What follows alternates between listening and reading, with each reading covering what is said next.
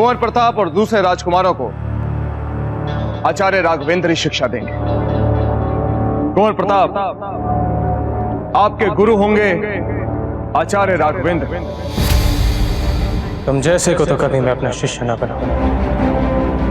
क्या बात है, लगता है हमारे इस निर्णय से आपको प्रसन्नता नहीं हो। नहीं नहीं दाजीराज, हमें तो बहुत अच्छा लग रहा है। बस वो थोड़ा सा समय मिल जाता तो हम प्रशिक्षण लेकर उनके लिए स्वयं को तैयार कर लेते। कुंवर प्रताप, स्वयं ही अपना प्रशिक्षण करने में क्या लाभ जब आचार्य राघवेंद्र ही आपको प्रशिक्षण देंगे। नहीं, वे कहीं हमें। जाइए कुंवर प्रताप, जाकर तैयार हो जाइए। हम अभी आचार्य राघवेंद्र के आश्रम के लिए निकल रहे हैं और फिर तीज के उत्सव के लिए हमें समय पर वापस भी लौटना है। जाइए। हुकुम।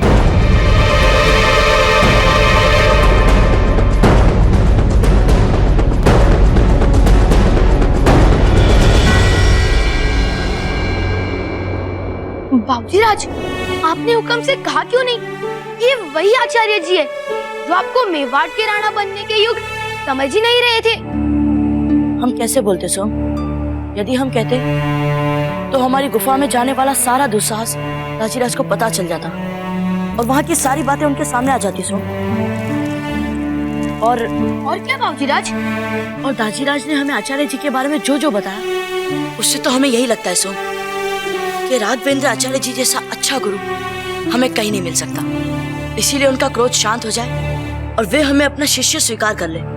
पर बाबूजीराज, क्या सादी वेशभूषा देखकर आचार्य जी का क्रोध ठंडा हो जाएगा? क्या पता सो, आचार्य जी का क्रोध हमारी सादी वेशभूषा देखकर ही कुछ शांत हो जाए। दादा भाई, घबराइए मत। साधारण वेशभूषा में देखकर क्या पता आचार्य जी का आप पर वो गुफा वाला गुस्सा थोड़ा कम हो जाए। बाकी वहां तो उन्होंने आपको साफ साफ बोल ही दिया था कि आप जैसे को वो कभी अपना शिष्य न बनाए। भाई शक्ति, धीरे बोलिए। कल जो हुआ उसका पता दाजीराज को नहीं चलना चाहिए। घबरा क्यों रहे हो दादा भाई? हमको भी इसमें आनंद मिल रहा है, उसको गंवाना नहीं चाहते हैं, पर मन है कि मानता ही नहीं। बस एक ही इच्छा बार बार कर रहा है कि देखें क्या होगा जब आश्रम में आप और आचार्य जी आमने सामने होंगे।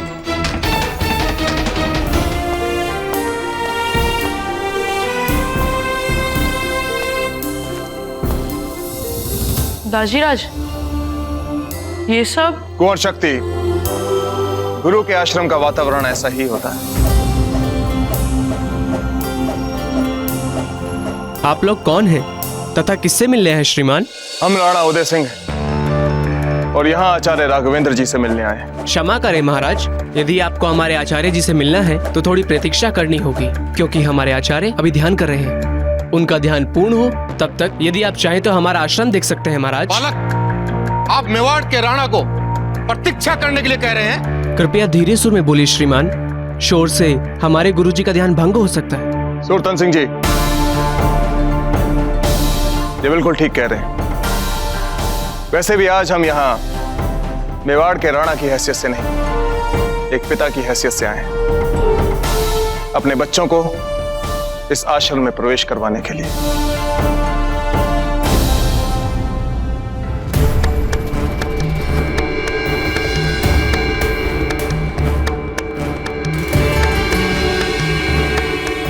दाजीराज, आचार्य जी तो केवल अपने हाथों पर ही उल्टे खड़े हैं।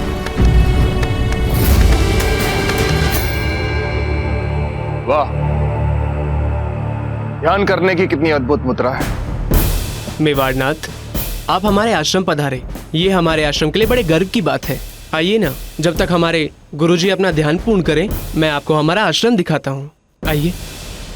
सुनिए, हम आचार्य जी की ध्यान मुद्रा पास जाकर देख सकते हैं? हम उनके ध्यान में बिल्कुल भी विघ्न नहीं डालेंगे और उनसे थोड़ा दूर ही रुक जाएंगे।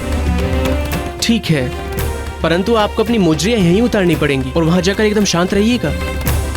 गुरुजी के ध्यान में किसी भी प्रकार की बाधा नहीं आनी चाहिए, बस। ठीक है। क्या मुजरियां उतारनी पड़ेंगी? भाई शक्ति, जैसा ये कह रहे हैं वैसा कर लीजिए। चलिए महाराज, चलिए।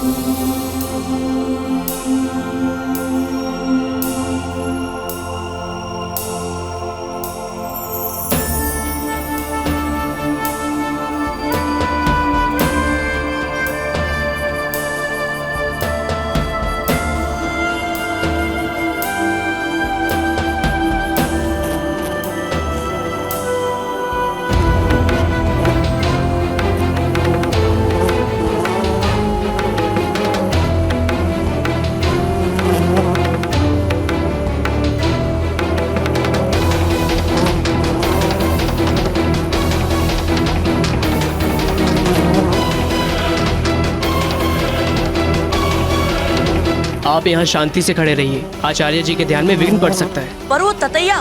हम निवेदन करते हैं आपसे, शांत शांत। ठीक है, शांत।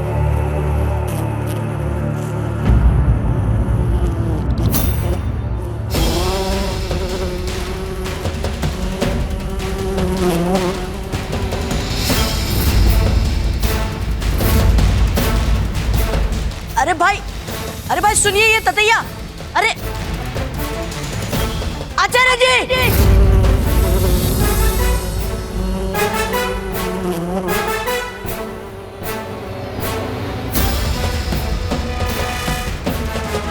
अज्ञानी बालक, तुमने हमारा ध्यान तोड़ने का दुस्साहस किया है।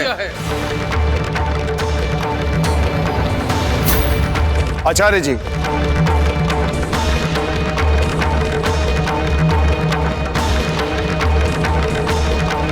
हमारा सादर प्रणाम स्वीकार कीजिए।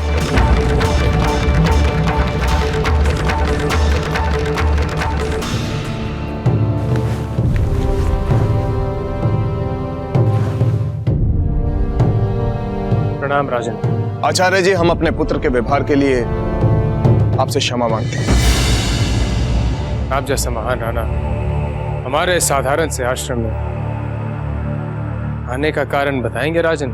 आचार्य जी, हमने आपके ज्ञान की, आपकी क्षमताओं की बहुत प्रशंसा सुनी। बताने वाले तो आपको समूचे भारत खंड का सर्वश्रेष्ठ गुरु बताते, इसलिए हम आपके पास एक विनम्र विनती लेकर आए। हम चाहते हैं कि आप हमारे राजकुमारों को अपने चरणों में बैठने का अवसर दिए और इन्हें अपना शिष्य बनाकर अपने ज्ञान के सागर में से अंजलि भर शिक्षा दें और इन्हें भी अपनी तरह शूरवीर और विद्वान बना दें, तो हम आपके आभारी रहेंगे। क्षमा कीजिए राजन, मैं आपके पुत्रों को शिक्षा नहीं दे सकता।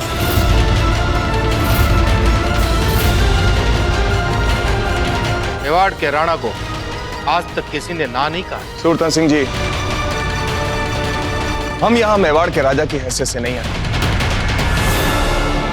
अगर आचार्य राघवेंद्र जैसा गुणी गुरु हमारे पुत्रों को शिक्षा नहीं देना चाहते तो अवश्य इनके पास कोई उपयुक्त कारण होगा।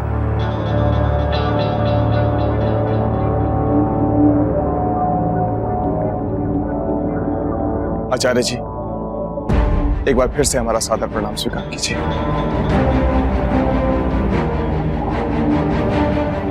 चलिए, कुंवर प्रताप, आपने सुना नहीं हमने क्या कहा? चलिए यहां से।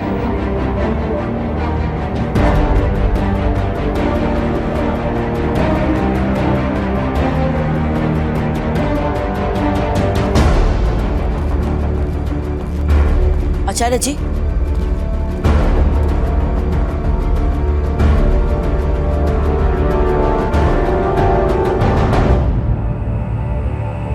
आप ध्यान में थे और ऐसे में कहीं वो ततैया आपको काट लेता तो हमें आपसे शिक्षा कहां से मिलती आचार्य जी।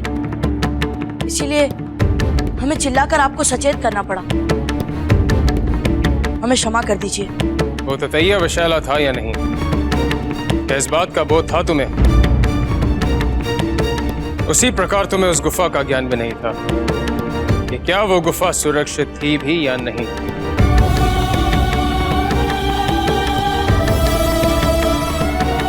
आचार्य जी, हम सब कुछ तो नहीं जानते, इसीलिए हम आपके पास आए ताकि हम वो सब कुछ जान सके जो हम नहीं जानते।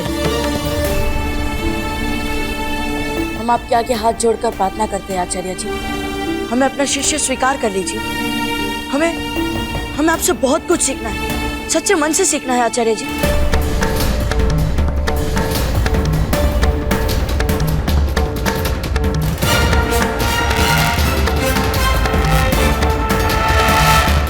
राजन, हमारे हृदय में आपके लिए अपार सम्मान है। आप जैसे राणा बहुत कम होते हैं, जो वीर, पराक्रमी, साहसी, विद्वान होने के साथ साथ विनम्र भी हो, और इसी कारणवश हमें आपका आग्रह स्वीकार है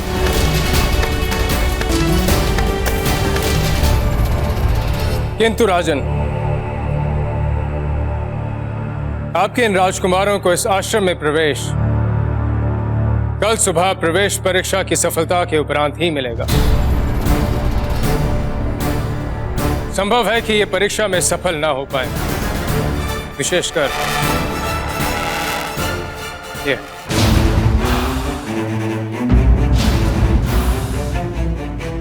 यदि ऐसा हुआ तो किसी भी प्रकार की राजकीय मुद्राएं या किसी भी प्रकार का राजकीय आतंक हमारे निर्णय में बदलाव नहीं ला सकता, चाहे हमें अपना आश्रम किसी और राज्य में क्यों ना ले जाना पड़े। आचार्य जी, मेवाड़ अपने गुरुओं का आदर करना अच्छी तरह से जानता है। कल हमारे राजकुमार आपकी प्रवेश परीक्षा के लिए अवश्य आएंगे। धन्यवाद। चलिए।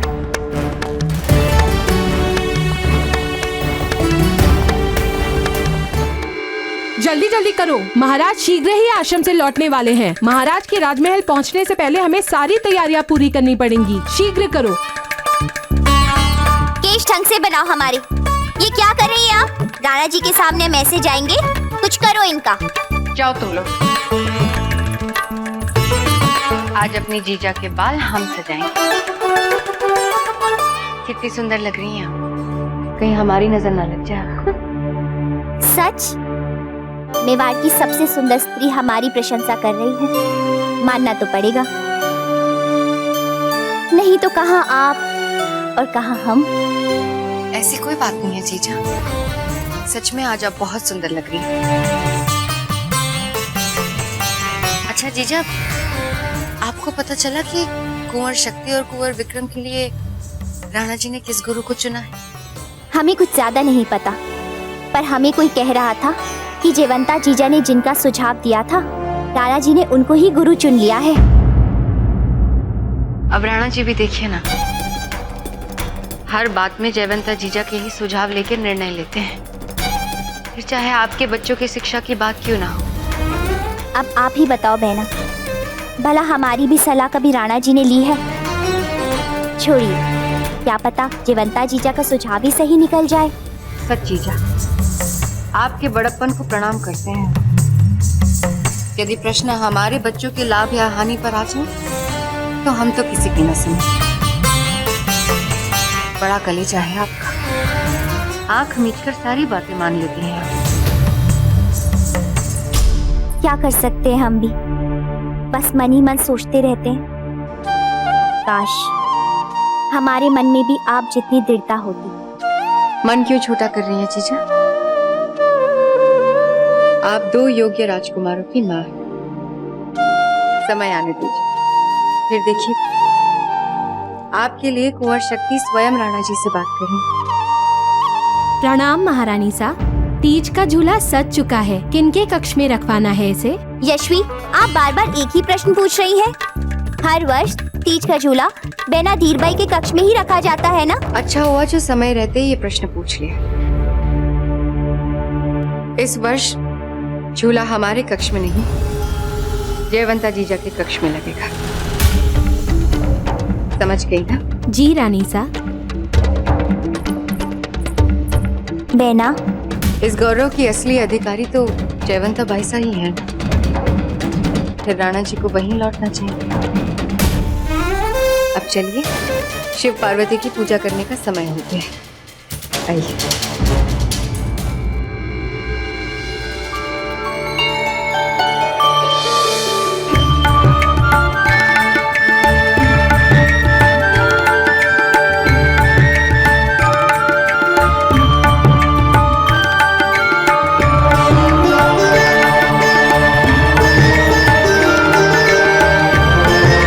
पार्वती पति शंकर भगवान को प्रणाम। शंकर पार्वती की जय। शंकर पार्वती की जय। आज तीज का अवसर है, जाइए उल्लास मनाइए।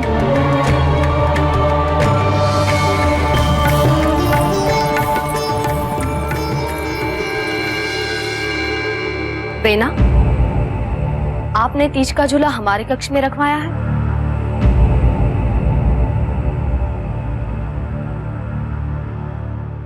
हाँ जीजा, नहीं रखवाना चाहिए था। नहीं, वो हर वर्ष तो आपके कक्ष में रहता है ना। जीजा, हम चाहते हैं कि आज की ये तीज आपके लिए विशेष अवसर बन जाए। विराजिए राणा जी।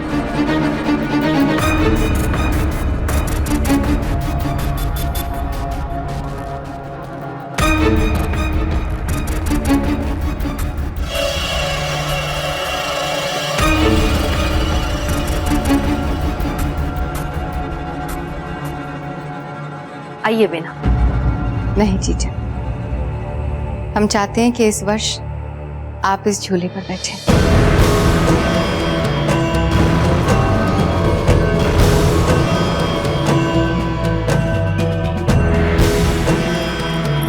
इस झूले पर बैठने का सच्चा अधिकार आपका है।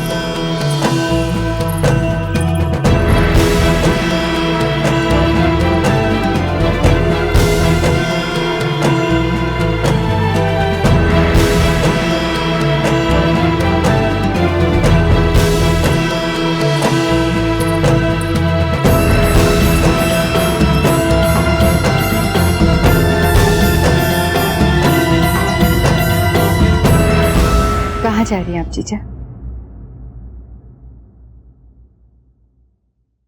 ना आपने ही तो कहा था ना। रुकिए, हम बात करेंगे आपसे। बेना सज्जा, यहाँ आए ना हमारे पास। नहीं जीजा, हम जहाँ हैं वहीं संतुष्ट हैं। बाबूजी राज, आप इतना परिश्रम व्यर्थ ही कर रहे हैं। अगर आचार्य जी ने कोई दूसरी नई चुनौती रख दी तो आपकी सारी मेहनत बेकार चली जाएगी। हो सकता है, पर सुन, हमें यह संतोष तो रहेगा कि हमने प्रयास किया ताकि मेवाड़ का ध्वज हमारे दुर्ग जितना ऊंचा रहे, फहराता रहे। हमें आचार्य राघवेंद्र जी से उनका मन, उनका विश्वास जीतना है सोम। हम चाहते कि वो हमें अपना शिष्य बनाकर अपना ज्ञान और प्रशिक्षण दे, तभी तो हम हमारी मातृभूमि की अफगान और मुगलों से भली प्रकार से रक्षा कर पाएंगे। वीर भाई जी, आज आपने जो भी किया, हम आपका ये आभार कभी नहीं भूलेंगे। राणा जी, आप हमें शर्मसार कर रहे हैं। चलिए। नहीं,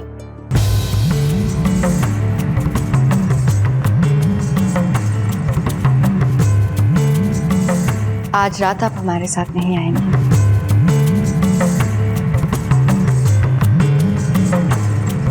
ये आप क्या कह रहे हैं बेना? सही तो कह रहे हैं जीजा।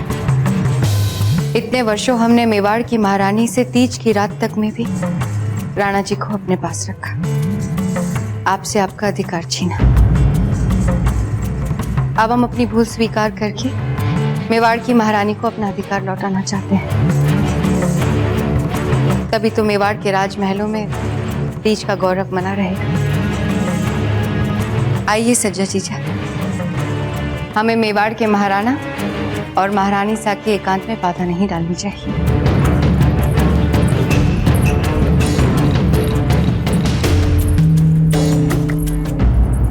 नैना, आपने हमसे कहा था ना कि हमें साहस के साथ अपना अधिकार मांगना चाहिए, पर यहाँ तो जयवंता जीजा का। मेवाड़ की महारानी साहब,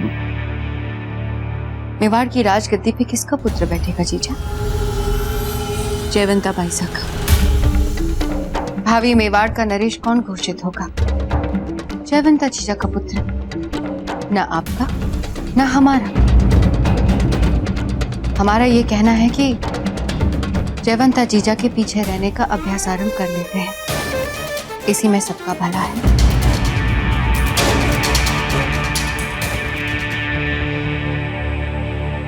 धीर भाई जी को ये सब करने की आवश्यकता नहीं थी राणा जी। हीर भाई जी ऐसी ही, वो स्वयं से पहले दूसरों के बारे में सोचती।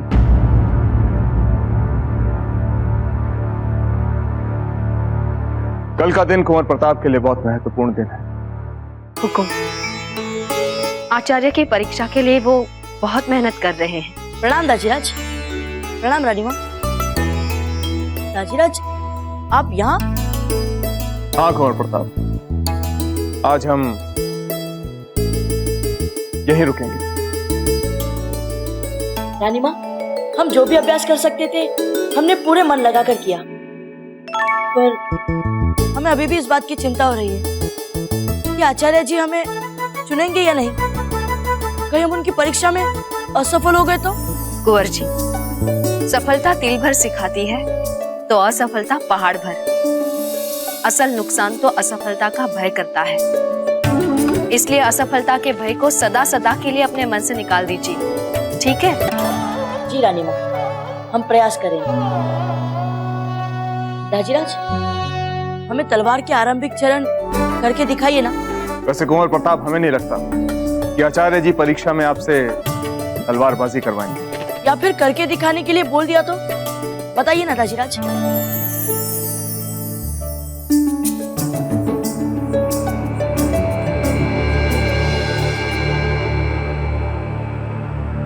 लीजिए कुंवर प्रताप। तैयार हैं आप? जी दाजीराज। चलिए।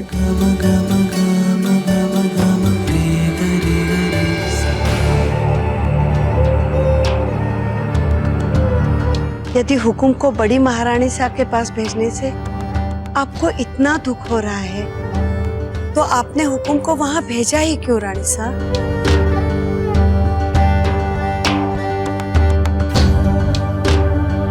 तुम बताओ, क्या करते हम? उस जयवंता को हमारी इच्छाओं के बारे में, हमारी योजनाओं के बारे में, हमारे षड्यंत्रों के बारे में संदेह करने देते? उसके मन में जो संदेह का अंकुर फूट रहा था, उसे तो कुचलना था ना जी। उसकी नजरें हमसे हट जाए, उसके लिए कोई तो मूल्य चुकाना था, ताकि भविष्य में जब वो अपने लक्ष्य को प्राप्त करे तो वो बीच में रोड़ा न डाल सके। सब चीजों के लिए हमें ये मूल्य चुकाना था।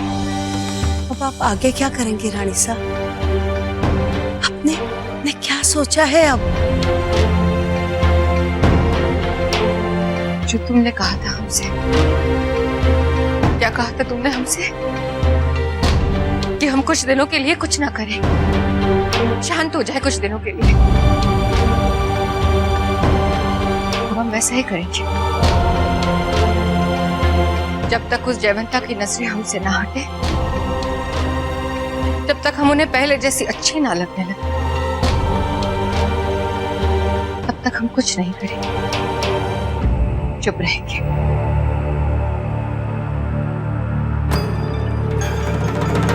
हमने निर्णय ले लिया है जी। प्रताप के भावी नरेश बनने के मार्ग में अब हम सीधे सीधे स्वयं बाधा नहीं डालेंगे। लज्जा को हथियार बनाएंगे हम। उसके मन में राजमाता बनने की ऐसी इच्छा जगाएंगे कि शक्ति प्रताप का प्रतिद्वंदी बनकर सबकी दृष्टि में उभर आए। और प्रताप को चुनौती देने के लिए शक्ति का प्रताप की तरह महान होना आवश्यक नहीं है। बस हमें कब कब क्या करना है अब हमें पता है। सज्जा आएगी हमारे काम, शक्ति आएगा हमारे काम। बस एक बार उस जयवंता का संदेह हमसे हट जाए तो खत्म कर देंगे हम प्रताप को सदा सदा के लिए।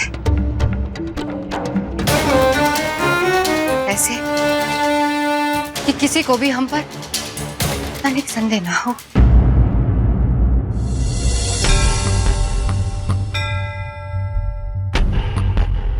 चलो अच्छा हुआ, धीर बाई जी पर जो हमारा संदेह था वो व्यर्थ निकला, है ना महारानी साहब? संदेह गलत नहीं था, बल्कि हमारा विश्वास और दृढ़ हो गया है। कि कुंवर प्रताप के विरुद्ध चालें धीरबाई जी ही चल रही हैं। वो कैसे महारानी साहब? इतने वर्षों में धीरबाई जी ने राणा जी को एक बार भी अपने से दूर नहीं होने दिया, और आज कर दिया, वो भी तीज की रात। क्यों? इसी वर्ष क्यों? क्योंकि वे चाहती हैं कि हमारे मन में उनके लिए कोई संदेह ना रहे। तो अब आप क्या करेंगी महारानी साहब? कुछ नहीं, हम उनके खेल को उन्हीं के नियमों से खेलेंगे, चुपचाप, बिना कुछ बोले उनकी अगली चाल की प्रतीक्षा करेंगे। और जिस दिन हमारे हाथ उनके विरुद्ध पक्के साक्ष्य आ जाएंगे, हम राणा जी के सामने उनका असली चेहरा लाएंगे।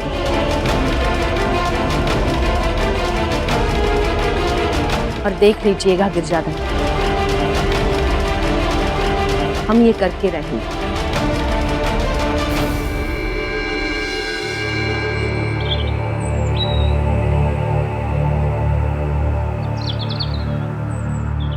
प्रणाम आचार्य जी। हम कुंवर प्रताप और कुंवर शक्ति के साथ साथ सभी सम्मानित राजवर्गियों के पुत्रों को अपने साथ लेकर आए और आपसे निवेदन करते हैं कि आप इन्हें भी अपना शिष्य बनाएं और इन्हें शिक्षा दें, ताकि आने वाले समय में मेवाड़ का शासन अधिक संस्कारी और अधिक शिक्षित हाथों में जाए, जो मेवाड़ की प्रजा को सच्चा सुशासन दे सके। राजन, आपने मेवाड़ नरेशों के संस्कारों के ही अनुरूप हम ब्राह्मण आचार्यों को जो सम्मान दिया है, उससे भी बढ़कर शिक्षा के लिए आपने राजकुमारों के लिए विशेष अधिकारों की हट ना करते हुए प्रजा के हित में सभी राजकीय बच्चों की शिक्षा का आग्रह किया है। उससे हमारा हृदय प्रसन्न होता है। हम किसी प्रकार का भेदभाव नहीं करते राजकीय बालकों में और प्रजा के साधारण बच्चों में। हमारे आश्रम में प्रवेश लेने के पश्चात सभी बालक हमारे लिए केवल हमारे शिष्य ही होते हैं। इन सभी बच्चों का भाग्य आपके हाथ में है आचार्य जी। आपसे शिक्षा के लिए कौन योग्य है, कौन नहीं, इसका निर्णय आपसे बेहतर और कौन ले सकता है। आप जो भी निर्णय लेंगे उसे हम सम्मानपूर्वक स्वीकार करेंगे।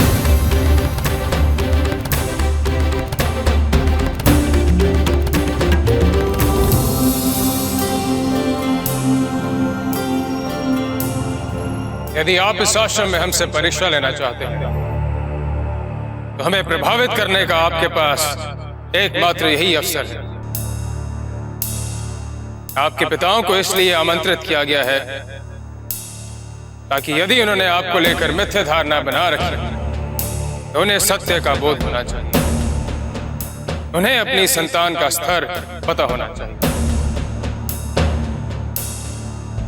इस परीक्षा को सरल बनाकर ना ही हम आपका और ना ही आपसे बड़ी बड़ी अपेक्षाएं रखने वाले आपके पिताओं का अहित चाहते हैं। ध्यान रहे,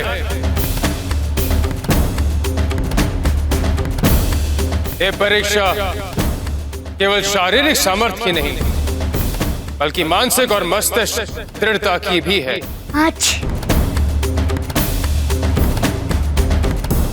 आप इस पंक्ति से परे हट जाइए। आपसे कहा कि आप इस पंक्ति से बाहर हो जाइए। आचार्य जी, ये तो क्या? एक शब्द और तो आपको भी इस पंक्ति से हटा के दर्शक दीर्घा में बिठा दिया जाएगा। समझ गए आप?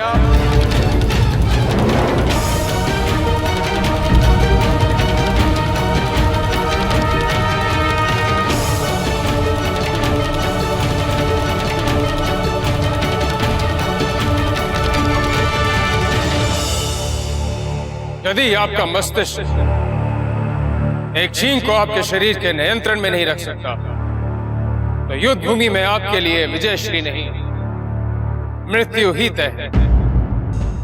और ऐसे शिष्यों की यहाँ पे कोई आवश्यकता नहीं। परीक्षा देने वाले सारे परीक्षार्थी अपना अपना स्थान ग्रहण करें।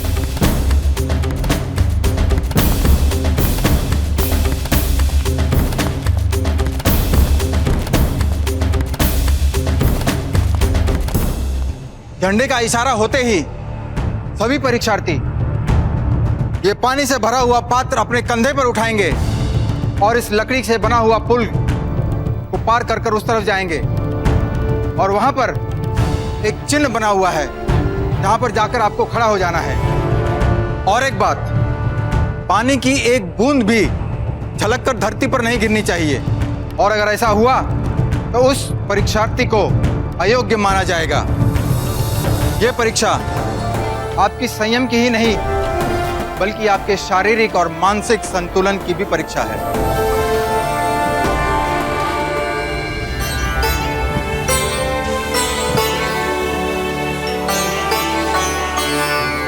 क्या बात है सज्जा जी, इतनी चिंता में क्यों लग रही हैं? बहना, हमारे मन में एक ही चिंता बार बार घुमड़ रही है। हमारे कुंवर शक्ति परीक्षा में सफल होंगे कि नहीं। असफलता तो उनसे पछती ही नहीं आसानी से। हम बहुत बेचैन हैं। सज्जा बेना, लीजिए, बेर लीजिए। दासी बता रही थी ये सबसे मीठे बेर हैं, लीजिए। जीजा, हम आपसे एक प्रश्न पूछिए। इतनी सारी योग्य दासियों के होते हुए भी क्यों हर वर्ष हम अपनी आंखों के सामने खुद खड़े रहकर मसाले पिसवाते हैं? यही पूछना चाहती है ना आप? हमें आनंद मिलता है इसमें सज्जा बेना, इसलिए बेर तो लीजिए। जीजा, वैसे हम आपसे ये नहीं पूछ रहे थे। हमारे पुत्र आचार्य जी के आश्रम में अपने जीवन की सबसे महत्वपूर्ण परीक्षा देने गए हैं। आप कैसे बिना किसी चिंता के आराम से हंसते हंसते यहाँ मसाले पिसवा रही हैं? कैसे जीजा? क्योंकि जीजा जानती है कि कुंवर प्रतापी सफल होंगे। अब इतनी उपलब्धि और ख्याति को लेने के बाद इस परीक्षा में क्या रखा है ना जीजा? भले ही आपने कितनी ही सफलता है क्यों ना पाली हो, हर परीक्षा एक चुनौती होती है। पर बेना, यदि माता पिता ही अपने बच्चों की क्षमताओं पर विश्वास ना करें तो फिर कौन करेगा उन पर विश्वास? हम तो सदा ही अपने बाल गोपाल से यही प्रार्थना करते रहते हैं कि हमारे प्रताप और शक्ति को किसी की नजर ना लग जाए। चिंता मत कीजिए बेना सज्जा, कुंवर शक्ति भी इस परीक्षा में अवश्य सफल होंगे।